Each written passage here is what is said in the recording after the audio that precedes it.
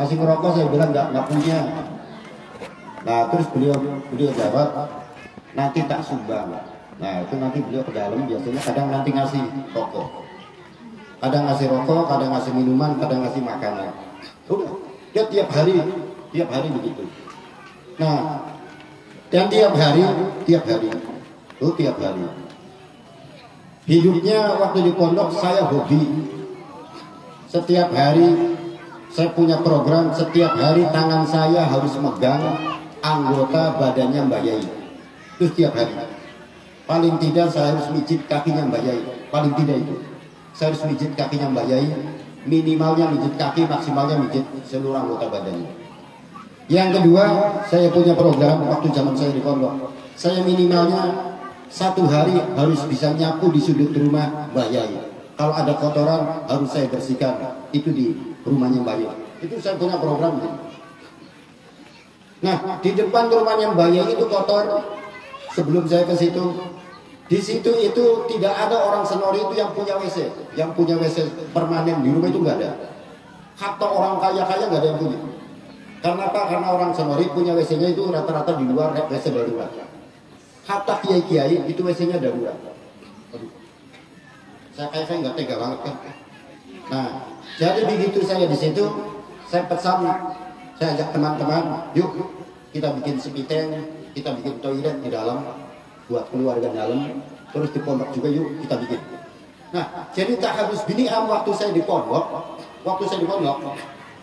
saya belum pernah di pondok itu hanya menerima enak, belum pernah. Waktu di pondok yang namanya sumur, saya bikin sendiri, cari uang sendiri, tidak pernah ngerepotin kiainya, tidak pernah ngerepotin siapa, yang penting kami cari uang sendiri, bikin sendiri, apa sendiri.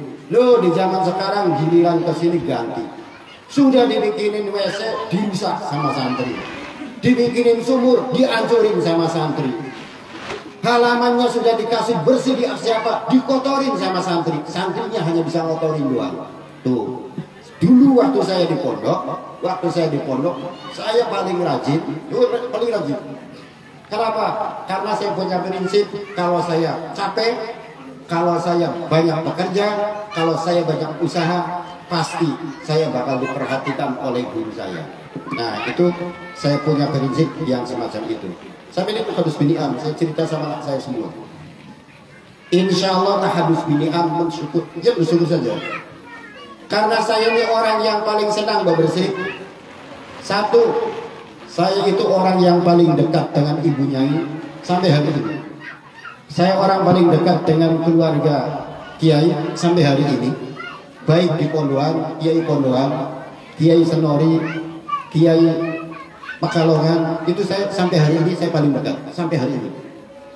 Itu karena apa? Karena dulu waktu di pondok saya rajin bersih-bersih, rajin apa-apa, sampai tak habis biniam.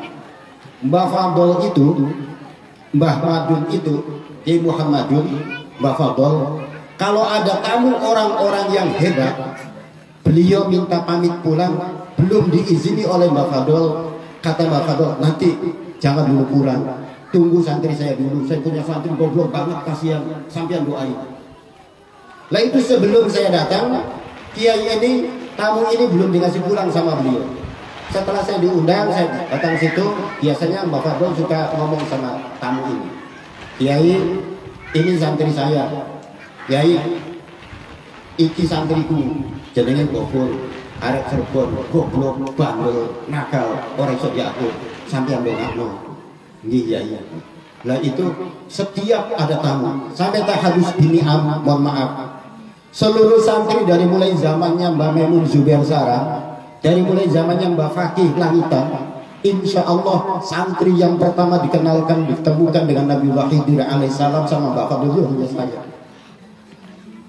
Waktu Mbak Fadol ketemu dengan Nabi Khidir, Nabi Khidir orangnya borok cekrok, datang ke situ, beliau berlumuran darah, nanak, bau amis, bau hanyir, bau apa. Mbak Fadol terus cerita, Mas, sampeyan wong edan kok rene. Itu kayak orang gila. Wong edan wis borok cekrok remel aku. Katanya tuh sudah borok, sudah ini kesini mau ngapain? Kok malah minta duduk di tempat aku, minta duduk di tempat pengajianku.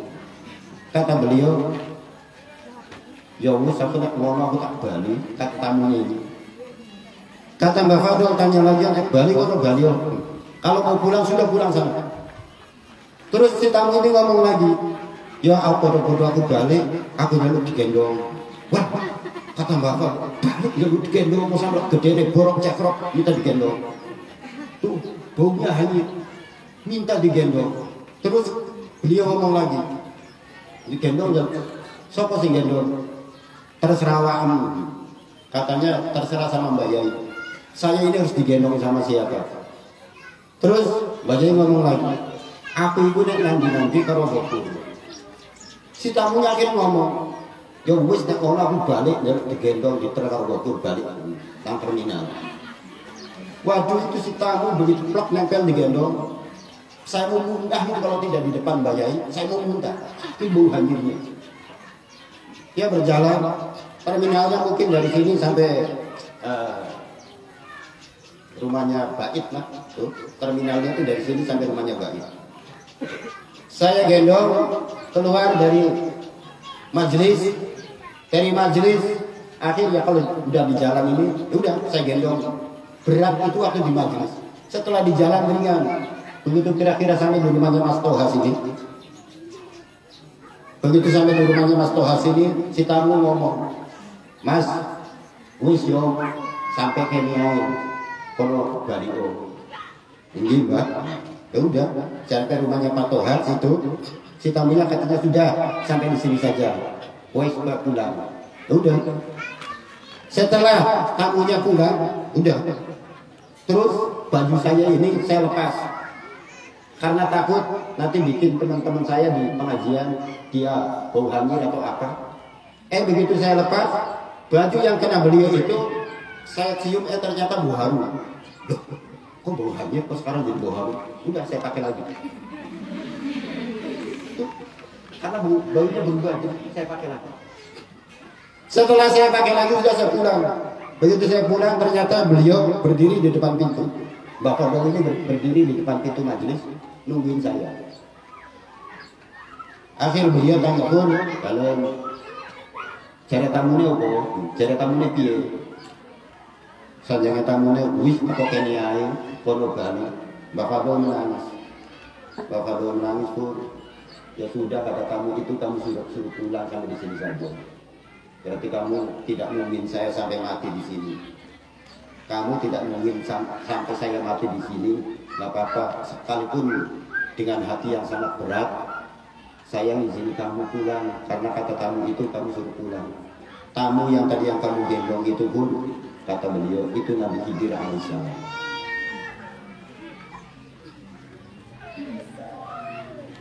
Ya udah, akhirnya karena pesan beliau suruh pulang, sudah. Begitu beliau ngomong saya suruh pulang, besok harinya ini Pak Pardi datang ke sana, ke Senori, mau jemput saya, mau diajak main ke sini ke Gorontalo. Ini orang nyata itu Pak Pardi. Di kampungnya Pak Pardi di Bojonegoro udah puasa, tapi di Senori belum puasa waktu itu. Itu di kampungnya Pak Pardi di Bojonegoro udah puasa, tapi datang ke Senori pagi-pagi. Ketemu saya tanya, puasa nggak Pak? Puasa, kayaknya nggak ada puasa Pak. Terus saya tawarin, mau sarapan nggak? Mau. Oh berarti mana mau yakin kalau puasa. Tuh, akhirnya diajak sarapan, mau sarapan lagi. Loh, jadi itu tahabus bini'am itu berjalan, ya. Kalian yang sungguh, siapa yang paling bodoh? Langsung sama saya. Kalian yang sungguh minta pada Allah, pertama tuh sungguh dulu senang. Kalau kita senang ngapalin Quran, sungguh dulu kalau kita senang dengan pengetahuan, sungguh dulu kalau kita ini senang dengan ilmu, sungguh dulu kalau kita ini senang ya, dengan sesuatu. Kalau sudah sungguh senang, kalian minta yang sungguh, pasti satu saat bakal Anda dapat. Saya tak habis bini'am, saya itu termasuk orang bodoh sekali, tapi saya senang Saya pengen bisa nahu, saya pengen bisa alat, saya pengen bisa makulat, saya pengen bisa balaghah, saya pengen bisa ilmu usul fiqh. Nah, tahadus bin ni'am, mensyukuri nikmat dari Allah. Konon ceritanya, kata teman-teman saya, ada ilmu yang namanya paling susah, itu namanya makulatul asyar. Nadamnya itu dihafalnya susah, makulatul asyar. Terus saya tahadus bin ni'am, tapi sekarang jadi kakak ipar. Sekarang jadi kakak ipar. Kakaknya di Popo itu namanya Iping. Nah, si Kang Iping ini dulu, si Iping itu waktu di pondok, kakaknya itu waktu di pondok ngajinya sama saya. Waktu di pondok ngajinya sama saya. Terus dia ngajak sama saya, Kang, yuk ngopi. Ah, gak punya uang.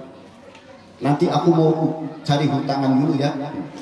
Aku mau cari hutangan, nanti kalau udah dapet saya ajak ngopi. Terserah sampean, tapi saya mau ke masjid aja.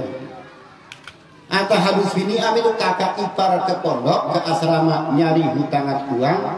Saya ke masjid, masuk, bawa kitab Makulatul Asyar, duduk di situ saya membaca kitab Makulatul Asyar karena saya sudah sungguh yakin pasti satu saat Allah bakal memberi kelebihan akal sama saya. Dengan izin Allah saya menghafalkan kitab Makulatul Asyar itu 45 menit, 45 menit tuh. 45 menit kakak ipar saya lagi cari hutangan uang belum dapat, dia datang ke situ, saya kitab Makulatul Asyar sudah hafal satu kitab. Dan insya Allah sampai hari ini kitab itu saya masih hafal. Nah, jadi kalau kalian merasa berat menghafal, tinggal pertama pertanyaan yang sederhana, ada nggak kesungguhan kita mau menghafal di diri kita? Kalau ada kesungguhan kita mau menghafal di diri kita, yuk sungguh menghafal. Sama yang namanya cari ilmu itu sama seperti kita cari harta. Sungguhan nggak bapak-bapak mau cari harta? Kalau sungguhan, yuk coba kerja yang keras, minta sama Allah yang keras. Nih, sekedar cinta sama nih, cinta harta dengan cinta itu ambil sama. Nah, maka di situ yuk manfaatin subhanalladzi asro. Malam hari ini dipakai buat apa? Malam hari kita pakai buat apa? Kalau malam hari itu hanya untuk sekedar tidur saja, itu sangat nista sekali. Malam hari ini kasihan. Waktu malam kalau sama sekali tidak dipakai buat beribadah. Waktu malam sangat kasihan sekali kalau tidak dipakai buat munajat. Nah, kata guru saya, ini sekedar doa, ya, sekedar cerita. Sama anak saya udah pernah saya ceritain. Saya punya teman namanya Ahmad, Bu. Si Ahmad ini jalan, begitu di jalan ketemu anak gadis namanya Fatimah. Fatimah ini Indo-Belanda dengan Pakistan. Sementara si Ahmad itu lebih hitam dari saya. Jadi si Ahmad itu lebih hitam dari saya. Lebih hitam, lebih jelek dari saya. Pulang ngomong sama Kiai, Bayai, nek kulo pengen ngelamar Fatimah, kita kayaknya mustahil nggak ya Bayai? Mak kenapa Mak? Saya tadi di jalan Yai melihat Ahmad Yai, cakepnya luar biasa Yai, gadis Indo-Belanda Pakistan Yai. Kalau saya mau ngelamar dia boleh Yai? Nggak mustahil ya? Enggak ada yang mustahil. Kamu munajat saja, kamu tahajud tiap malam. Nah itu ibu, si Ahmad setiap malam itu tahajud, doanya Ahmad cerewet. Doanya Ahmad begini, ya Allah, tolong ya Allah jodohin saya dengan Fatimah ya Allah. Ya Allah, kalau memang Fatimah ini bukan jodoh saya, ya Allah tolong ya Allah kau jodohkan dia dengan saya ya Allah. Ya Allah, kalau Fatimah ini ya Allah sudah dijodohkan dengan orang lain ya Allah, tolong ya Allah kau batalkan ya Allah, jodohkan saja dengan saya ya Allah.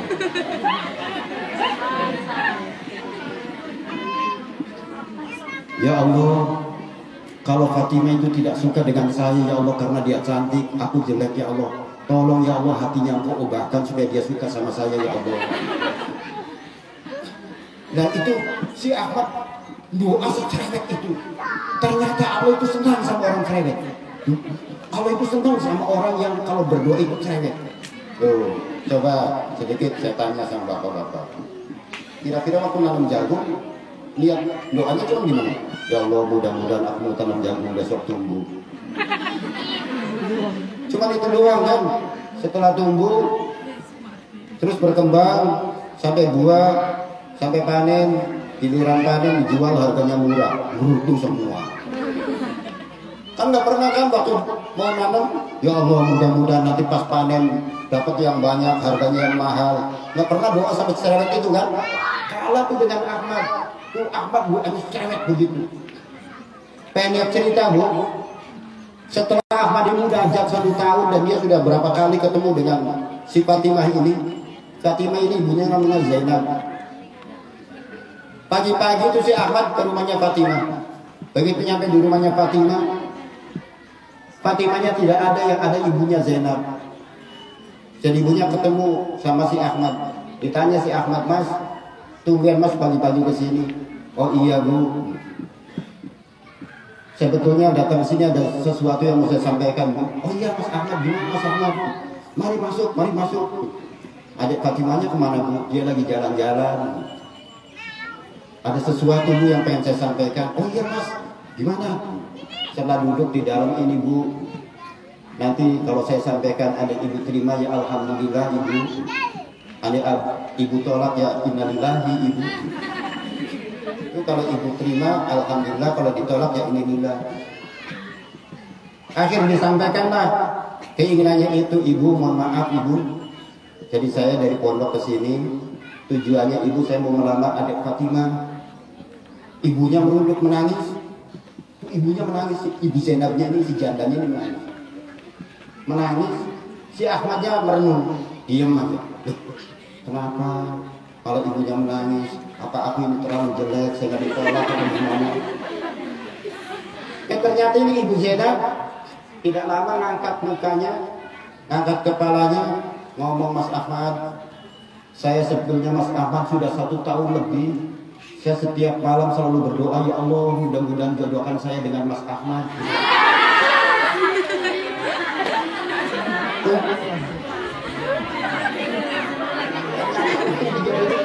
Yang suka ibunya.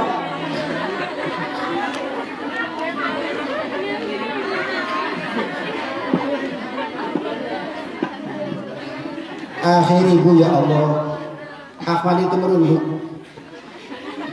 Ahmad merunduk, dia sambil berkata di hatinya, ya Allah kenapa malaikatmu salah alamat ya Allah. Bilangnya begini, kenapa malaikatmu salah alamat ya Allah, yang aku kendaki anaknya kau sasarkan sama mamahmu. Akhirnya Ahmad tidak langsung menjawab, ibu, karena saya masih di pondok ibu, nanti saya mau pamit dulu sama kiai. Nah, sudah, jadi Ahmad pulang. Begitu pulang sampai di asrama, sampai di pondok, ditanya sama kiai, Mat, gimana Mat, sudah ketemu Mat? Alhamdulillah sudah ketemu kiai, tapi salah alamat ya. Loh, salah alamat gimana Mat? Yang saya kendaki anaknya yang menerima mamahnya ya. Aduh, tapi ya sama-sama cakep juga sih ya ini, tapi janda ya. Ya pikir-pikir aja dulu Mat, istiqoroh. Istikharoin lagi 1 minggu. Setelah istikharoin 1 minggu, ngomong sama kiai, matur yai, insya Allah saya mau berangkat ke rumahnya Zainab yai, ibu Zainab. Terus gimana Mat keputusannya? Kata Ahmad, karena namanya santri, jadi pakai kaidah ngomongnya. La tudraku kulluh wa la tutraku kulluh yai. Ya diambil semua yang nggak mungkin, dibuang semua juga nggak mungkin yai. Jadi diambil semua nggak mungkin, dibuang semua juga tidak mungkin. Ya udahlah, saya ambil salah satu ya, nggak apa-apa mamahnya juga. Akhir berangkatlah ke rumah ibu Zainab dan Ahmad akhirnya melamar mamahnya, melamar ibu Zainab. Jadi tidak jadi mau melamar Fatimah karena mamanya menangis perang tuh. Dia di alam malakut sana sama-sama doa 1 tahun, yang ini pengen anaknya, yang ini pengen sama ini ya. Pendek cerita ibu setelah melamar diterima, dan akhirnya sudah merencanakan hari pernikahan, harinya, tanggalnya, bulannya sudah direncanakan semua. Semua sudah dipesan, ininya sudah dipesan semua, dan semuanya sudah ada.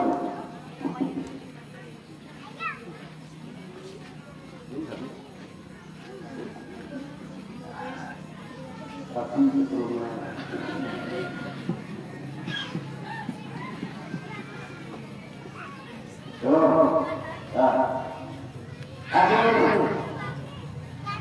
Ahmad sama Zainab ini sudah sepakat menikah tanggal sekian, bulan sekian.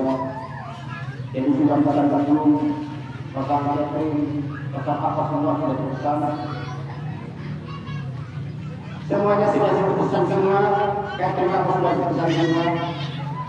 10 hari menjelang pernikahan, dia akan sama Ibu Zainab berjalan pesan itu Bu Adir. Habis balik pesan Bu Adir, Ibu Zainab bilang naik beca apa jalan waktu ke pondok. Setelah Ibu Zainab pulang ke rumah, apa ke pondok tidak bisa. Ternyata Ibu Zainab sebelumnya ke rumah, kalau membaratkan di sini rumahnya, di sini rumah saya. Dan itu baru masa itu beca yang dinaikin Ibu Zainab, dan itu terbentuk masuk di soal-soalan kepalanya terbentur hikmat, kepala Ibu Zainabnya terbentur berat, sampai akhirnya Ibu Zainab mati. Ibu Zainab meninggal sore hari, kira-kira yang ini ada keluarganya yang datang ke pondoknya di Ahmad. Mana? Yang masih mana? Kamu sudah dengar informasi belum? Belum di bawah saya. Nah, calon istrimu Ibu Zainab meninggal. Terus siapa pun harus bertanya. Akhir siapa? Mohon maaf, saya mau membangun sama ibu saya. Akan masuk ke dalam rumah kiainya. Kiai, saya mendengar calon istri saya Ibu Zainab meninggal ya. Apa dulu yang saya ucapkan ya? Alhamdulillah.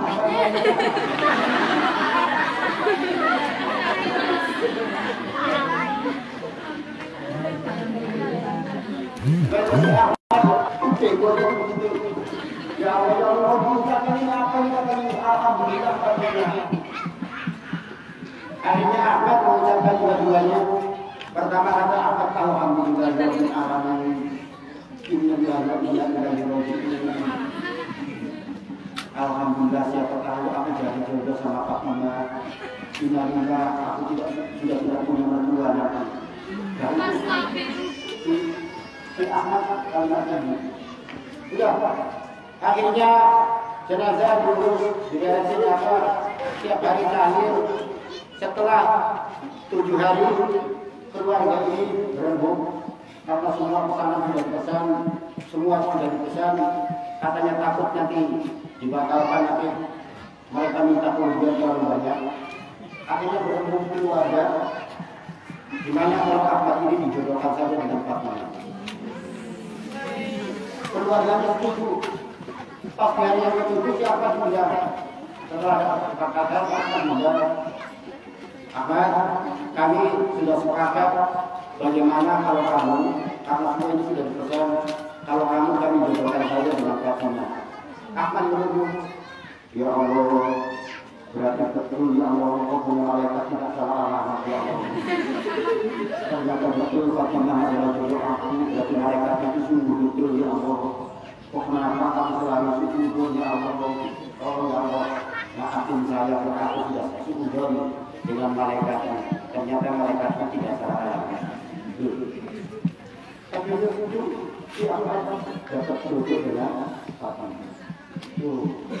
Tapi dengan cara yang mereka itu, tapi orang Arab coba mereka Nabi Allah, anda engkau menghatamkan aku Al-Quran 4 tahun, sementara orang tua aku hartanya sudah tinggal sekian.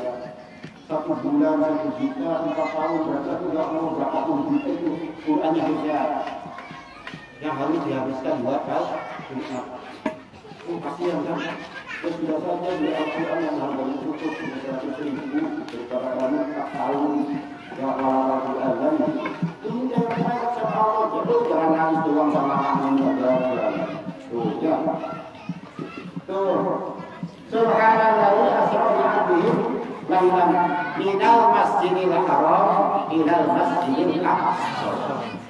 Minal masjidil haram yang dimaksud di situ sama namanya madas futsal itlaqal juz tapi wa iradatil kull yang dimaksud yang disebut di situ masjidil haram tetapi yang dimaksud di situ yang disebut masjidil haram yang dimaksud di situ adalah tanah Mekah.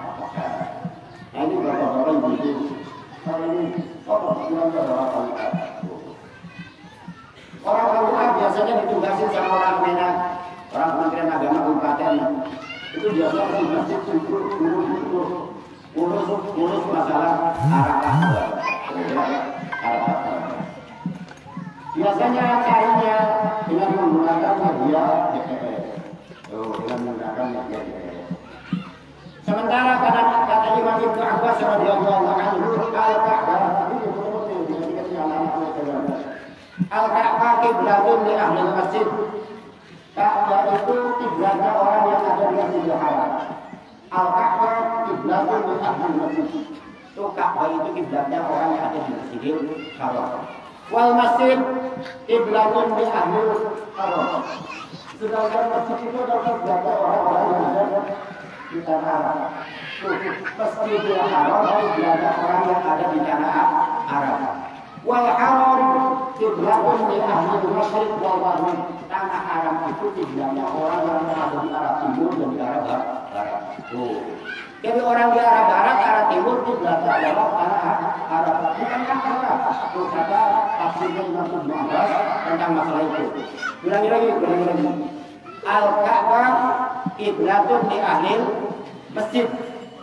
Ka'bah itu kiblatnya orang yang ada di dalam Masjidil Haram. Kalau kita di dalam Masjidil Haram, sholat harus betul-betul menghadap arah Ka'bah, bukan menghadap arah, harus menghadap Ka'bah. Itu kalau kita ada di Masjidil Haram. Tapi kalau kita ada di luar Masjidil Haram, kayak pada haji di hotel di mana, kiblatnya kemana? Wal masjid kiblatun li ahli haram. Masjid itu kiblatnya orang yang ada di Makkah. Masjidil Haram itu kiblatnya orang yang ada di tanah wal haram tanah Makkah itu kiblatun li ahli masyriq wa kiblatun li ahli maghrib. Kiblatnya orang-orang yang ada di wilayah timur dengan wilayah barat. Dan ini adalah masjid dulu di Kuala Lumpur itu bukan dulu namanya di Konstitusi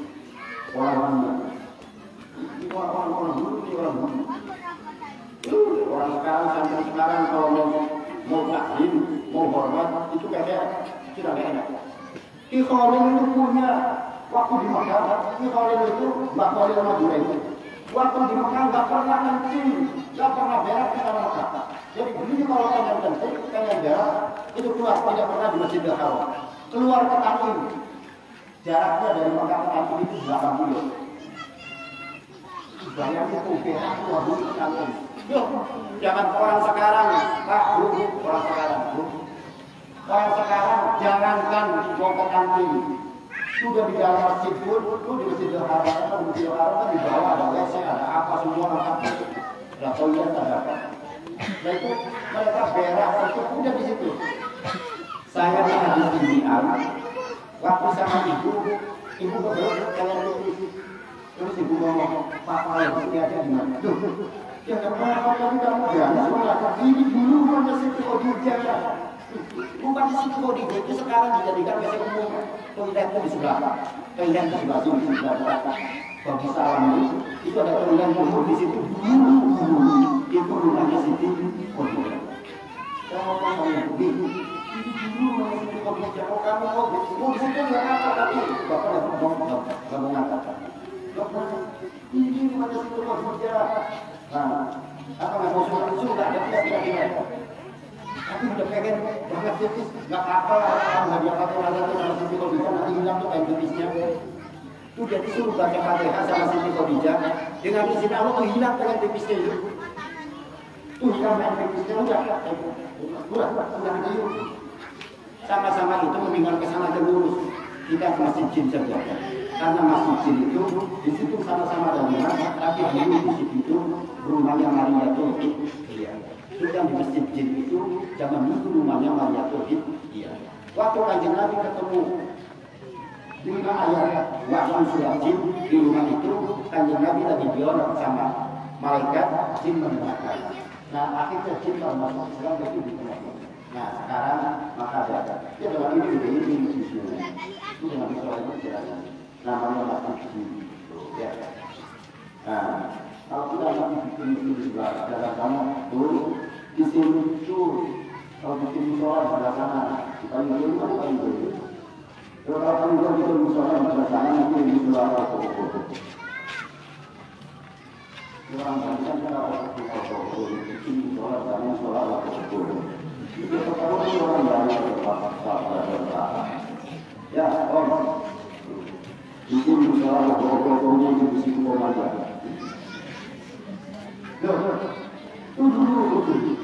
nah yang dimaksud masjid di situ adalah tanah Makkah. Subhanalladzi asra bi 'abdihi lailan minal masjidil haram ay baiti ummiha. Itu dari tanah Makkah. Bukan dari Masjidil Haram. Tapi ada tafsir kata-kata Nabi yang Nabi masuk ke Makkah, Masjidil Haram. Di situ kan Nabi dioperasi membersihkan badannya, membersihkan hatinya, membersihkan apanya di Masjidil Haram. Nah, terbentuklah di situ Bapak.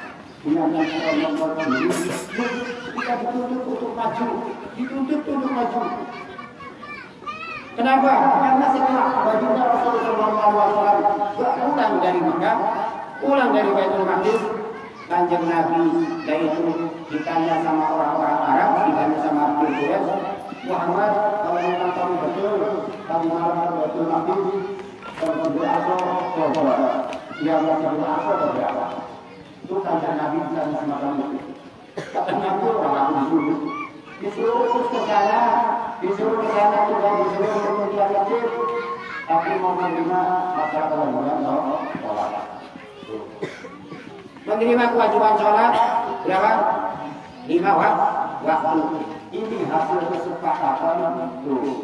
Itu jangan gitu, jangan gitu. Nanti kita lakukan tanpa ilmu. Ada kesepakatan masalah Nabi Muhammad. Kalau zaman sekarang itu namanya koalisi. Jadi koalisi hasil koalisi antara Nabi Muhammad dengan Nabi Musa, kita diwajibkan sholat 1 hari 1 malam mengapa? Itu hasil koalisi. Itu hasil koalisi. Kita sekarang tapi hasil koalisi itu adalah memang waktu. Artinya apa? Artinya ibu kalau pengen sukses, yuk malamnya Isra, ada sholatnya, ada apanya. Nah, yang terakhir yang khusus buat ibu, khusus buat ibu. Oleh Isra dan Mi'raj Kanjeng Nabi di sana pertama makhluknya Allah yang kedua itu adalah Kanjeng Nabi itu. Tunjukkan Nabi ditanya dia, malaikat Jibril kasih telapak tangan Muhammad itu dia di tangan aku. Kanjeng Nabi tinggal itu. Jadi orang yang pertama video call itu adalah Nabi Rasulullah Muhammad Sallallahu Alaihi Wasallam. Itu Kanjeng Nabi video call sama Jibril. Kanjeng Nabi naik ke atas ketemu sama malaikat, ketemu sama Nabi Adam alaihissalam. Nabi Adam satu saat tersenyum, satu saat ketawa. Begitu dilihat sama Kanjeng Nabi. Nabi tanya, Jibril, kok itu Abu Basar satu saat ketawa, satu saat menangis, kenapa itu? Oh lagi melihat anak cucunya. Ternyata itu waktu saya di pondok nggak paham-paham itu lihat begitu. Dengan dunia makin hari makin modern, mudah-mudahan ibu-ibu semua, bapak-bapak semua, adik-adik semua ikut dengan saya. Saya setiap melihat Android, insya Allah keimanan saya makin tambah. Nah dengan Android ini yuk keimanannya makin hari Android kita pegang, makin hari keimanan makin bertambah. Makin hari Android kita pegang, makin hari pula kita cemburu sosial dengan sesama makin hilang. Android makin hari makin kita pegang, kita suudon dengan teman makin hari harus makin hilang. Kita makin hari Android makin kita tinggal, nah maka kita punya perasaan apapun dengan teman itu makin hari harus semakin hilang, hati kita makin hari harus semakin baik. Nah, saya mempelajari itu dengan cara ini, kok ternyata ya Allah, Kanjeng Nabi Adam tiap hari menangis, sesaat menangis, sesaat ketawa. Ternyata Nabi Adam alaihissalam duduk di satu tempat. Kalau di zaman sekarang sungguh memperhatikan mengawasi layar CCTV. Jadi Nabi Adam memperhatikan layar CCTV. Itu di layar CCTV di pojok situ kelihatan yang ambil sabun, di pojok situ kelihatan ambil obor, pojok situ kelihatan ambil kue, dan seterusnya. Di layar CCTV itu yang namanya toko di situ pasti semuanya bakal terlihat. Nah, Allah punya layar CCTV pasti bakal bisa merekam umat manusia seluruh dunia. Yang jaga layar CCTV itu adalah Nabi Adam alaihissalam. Lihat cucunya di bawah, di dusun pada main kartu, pada minum, ibunya pada karaoke. Nabi Adam nangis. Giliran melihat masjidnya maghrib penuh, isya penuh, subuh kosong. Subuh penuh, semuanya semua ceritanya. Nabi Adam tersenyum ketawa. Kenapa? Karena Nabi Adam adalah tegang. Itu melihat layar itu. Nah, itu jadi dengan Android kita bisa nambah keimanan kepada Allah Subhanahu wa Ta'ala. Nah, itu dulu karena yang namanya Isra Mi'raj itu hanya sam'iyah, itu hanya masalah pendengaran. Tapi sudah dibantu lagi yaitu dengan nadhariyah, yaitu dengan penglihatan, lihat dengan bukti-bukti akal lewat layar. Itu Android. Jadi dengan dunia Android